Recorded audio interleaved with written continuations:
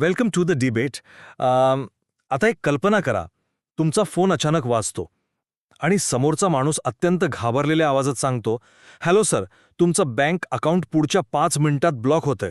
बाप रे, हे ऐकूनच लगेच धडधड वाढणार. हो ना? मग तो माणूस म्हणतो, लवकर ही लिंक क्लिक करून तुमचं KYC अपडेट करा. आणि या घाईत आपण क्लिक करतो आणि एका क्षणात खात्यातले सगळे पैसे गायब. अगदीच. हा जामतारा स्टाईल स्कॅम आजकाल खूपच कॉमन झालाय. नक्कीच. आणि म्हणूनच आज आपण एका अत्यंत ज्वलंत प्रस्तावावर चर्चा करणार आहोत. RBIने म्हणजे रिझर्व्ह बँक ऑफ इंडियाने एक नवा प्रस्ताव आणलाय. बरोबर. UPI वरून पहिल्यांदाच एखाद्या नवीन व्यक्तीला 10,000 रुपयांपेक्षा जास्त रक्कम पाठवली तर 1 तासाचा कूलिंग पिरियड लागू करण्याचा हा प्रस्ताव आहे. हो. आणि मला वाटतं डिजिटल अर्थव्यवस्थेत फसवणूकपासून वाचवण्यासाठी ही एक अत्यंत आवश्यक ढाल आहे. पण माझं मत यावर पूर्णपणे वेगळं आहे. कारण UPIचं जे काही जागतिक यश आहे ते त्याच्या क्षणात पूर्ण होणाऱ्या ट्रान्सफरवर उभा आहे. सुरक्षेच्या नावाखाली हा जो स्पीड ब्रेकर लावला जातोय ना, तो UPIच्या मूळ उद्देशालाच हरताळ फासतो. म्हणजे थोडक्यात सांगायचं तर आजच्या आपल्या चर्चेचा कळीचा प्रश्न हा आहे की या वेगाने बदलणाऱ्या डिजिटल जगात आपण सुरक्षा निवडायची की वेग? अगदी बरोबर. बघा, जे लोक फसवणूक करतात ना, ते तंत्रज्ञानापेक्षा मानवी सायकोलॉजीचा जास्त वापर करतात. ते तुम्हाला विचार करायला वेळच देत नाहीत. हो, ती एक कृत्रिम आणीबाणी निर्माण करतात. नक्कीच. डॅनियल kahnemanच्या भाषेत सांगायचं तर ते तुमच्या सिस्टीम वन थिंकिंगला ट्रिगर करतात. म्हणजे आपण घाबरून घाईघाईत निर्णय घेतो. बरोबर आहे. हा जो 1 तासाचा कूलिंग पिरियड प्रस्तावित आहे तो एक प्रकारचा कॉग्निटिव्ह ब्रेक आहे. या वेळेत तुम्ही शांतपणे विचार करू शकता. जर चूक लक्षात आली तर तुम्ही तो व्यवहार लगेच रद्द करू शकता. हा एक खूपच पॉवरफुल उपाय आहे. तुमचा हा कॉग्निटिव्ह ब्रेकचा मुद्दा ऐकायला थिअरीमध्ये खूप छान वाटतो, पण व्यवहारात काय होतं ते बघा ना. 10,000 रुपयांची मर्यादा आजच्या महागाईच्या काळात खूपच कमी आहे. पण सुरक्षेसाठी तेवढी मर्यादा? 1 मिनिट. समजा मला एखाद्या नवीन हॉस्पिटलमध्ये मेडिकल इमर्जन्सीसाठी तातडीने 15,000 रुपये भरायचे आहेत.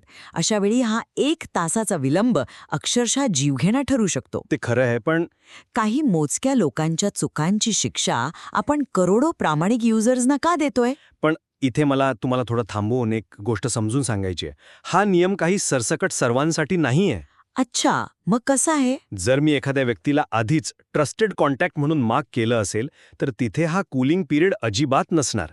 हा नियम फक्त नवीन आणि मोठ्या व्यवहारांसाठी आहे. पण मला तुमच्याकडून एक तांत्रिक बाब समजून घ्यायची आहे. विचारा.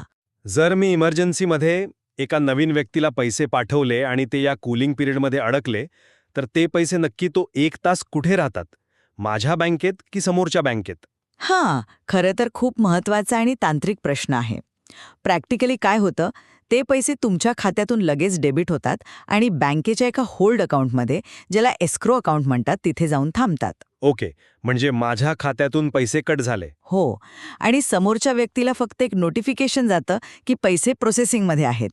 आता विचार करा, जर तो समोरचा दुकानदार किंवा ते हॉस्पिटल असेल, तर जोपर्यंत पैसे त्यांच्या खात्यात प्रत्यक्ष जमा होत नाहीत, तोपर्यंत ते तुम्हाला सेवा देणार नाहीत. तेही आहे. या होल्डमुळे जो गोंधळ आणि मनस्ताप उडेल ना, तो प्रचंड असेल. मला हे पूर्णपणे पटत नाहीये.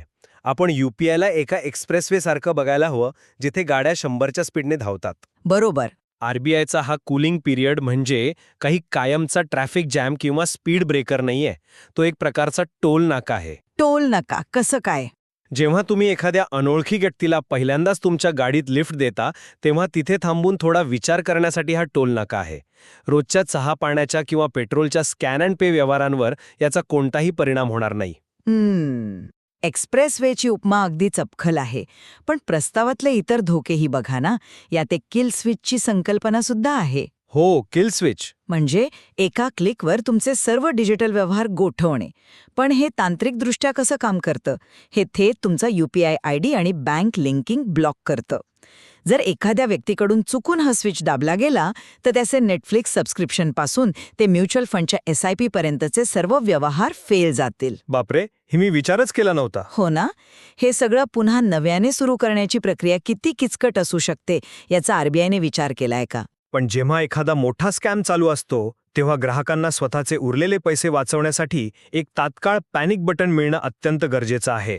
पण त्याचं नुकसान? आणि बघा, विशेषतः ज्येष्ठ नागरिकांसाठी प्रस्तावात असंही म्हटलंय की मोठे व्यवहार करताना त्यांना कुटुंबातील दुसऱ्या एखाद्या विश्वासू व्यक्तीची परवानगी लागण्याची सोय असावी. हा त्यांना दिलेला एक भक्कम सेफ्टी मोड आहे. सुरक्षेसाठी हा उपाय असला तरी यातून आपण त्यांचं आर्थिक स्वातंत्र्य हिरावून घेत आहोत असं नाही वाटत तुम्हाला? कसं काय? त्यांना त्यांच्याच स्वतःच्या पैशांसाठी दुसऱ्यावर अवलंबून ठेवणं हा योग्य मार्ग नाही. समस्येचं मूळ हे डिजिटल साक्षरतेचा अभाव हे आहे.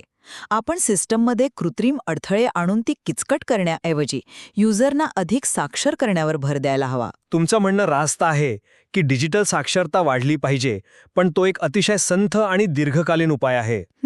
तेही आहे. आज घडीला जेव्हा दररोज हजारो लोकांची लाखो रुपयांची फसवणूक होतीये, तेव्हा सिस्टम लेव्हलवर अशी ठोस सुरक्षा देणं ही काळाची गरज बनली आहे.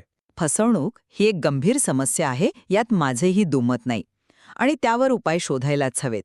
पण जेव्हा आपण नॅशनल डिजिटल इन्फ्रास्ट्रक्चरचा विचार करतो तेव्हा प्रत्येक नवीन चेकपॉइंट हा सिस्टमचा ओव्हरऑल वेग कमी करतो. नक्कीच. हा 1 तासाचा विलंब आणि किल स्विच सारखे उपाय UPIच्या मूळ इन्स्टंट DNAशी सुसंगत आहेत का, हा प्रश्न अनुत्तरितच राहतो. अगदी बरोबर. तंत्रज्ञान हे कायम दुधाणी तलवारीसारखं असतं. सध्या हा केवळ एक प्रस्ताव आहे आणि RBI त्यावर लोकांच्या प्रतिक्रिया घेत आहे. हो, आणि यामुळे एक अत्यंत रंजक प्रश्न आपल्यासमोर उभा राहिला आहे. दर सेकंदाला अब्जावधींचे व्यवहार लिल्या हाताळणाऱ्या या सिस्टममध्ये तो 1 तासाचा ब्रेक आपली आयुष्यभराची कमाई वाचवेल की आपल्या डिजिटल प्रगतीच्या वेगाला कायमची खीळ घालेल? अगदी 100%.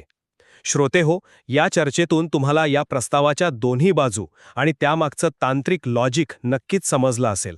तुमच्या स्वतःच्या पैशांच्या बाबतीत तुम्ही कशाला प्राधान्य द्याल, सुरक्षेला की वेगाला, याचा नक्की विचार करा. आजच्या चर्चेत सामील झाल्याबद्दल धन्यवाद. पुन्हा भेटूया द डिबेटच्या पुढच्या भागात.